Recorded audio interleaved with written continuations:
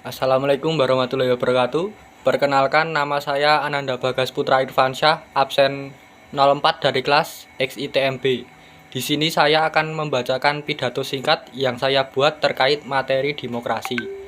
Tapi pertama-tama, puji dan syukur mari kita panjatkan pada Allah Subhanahu wa Ta'ala, karena berkat rahmat dan hidayahnya kita semua masih bisa hidup dengan sehat dan bahagia hari ini.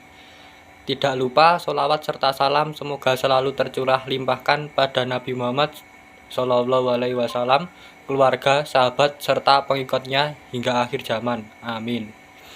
Hadirin yang saya hormati, demokrasi secara kompleks menurut saya yaitu suatu sistem pemerintahan yang mengabdi kepada kepentingan rakyat dengan tanpa memandang partisipasi mereka dalam kehidupan politik. Sementara pengisian jabatan-jabatan publik dilakukan dengan dukungan semua rakyat dan mereka memilih hak untuk memilih dan dipilih.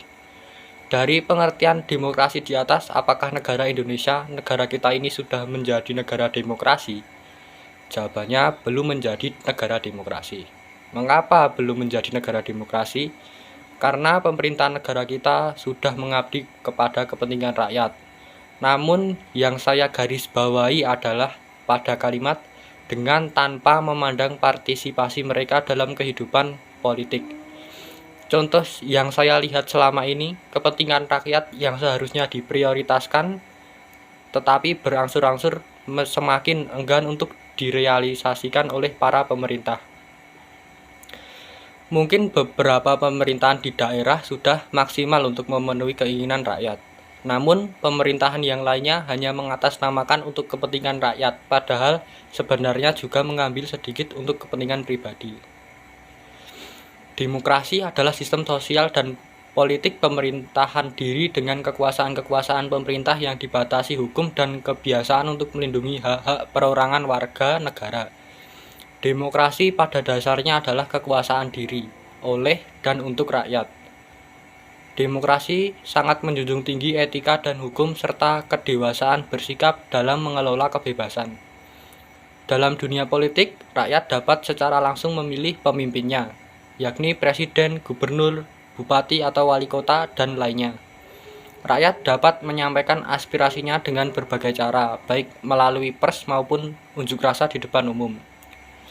Demokrasi itu bebas berpendapat, tapi kenyataannya zaman sekarang mengkritik pun salah, memberi saran pun salah. Banyak anak muda yang memberi saran atau kritik pemerintah, malah ditangkap oleh pihak berwajib. Sedangkan baliho dan spanduk di jalanan semakin banyak. Lihatlah COVID-19 belum usai. Pemilihan presiden juga masih lama. Kenapa uangnya tidak dipakai untuk membantu rakyat yang kesusahan saja daripada untuk memasang baliho dan spanduk? Kemudian lebih parahnya, hukuman-hukuman kepada para pelaku kejahatan masih memandang kemakmuran atau jabatan mereka dalam dunia politik. Misal saja para koruptor dipotong masa tahanannya dan mendapat fasilitas bintang 5, sedangkan yang hanya mencuri singkong dihukum sampai menderita. Apakah dari contoh kasus di atas Indonesia sudah bisa dibilang negara demokratis? Saya berharap semoga pemerintah kedepannya bisa lebih merenungkan dan memperhatikan arti dari negara demokrasi yang sebenarnya.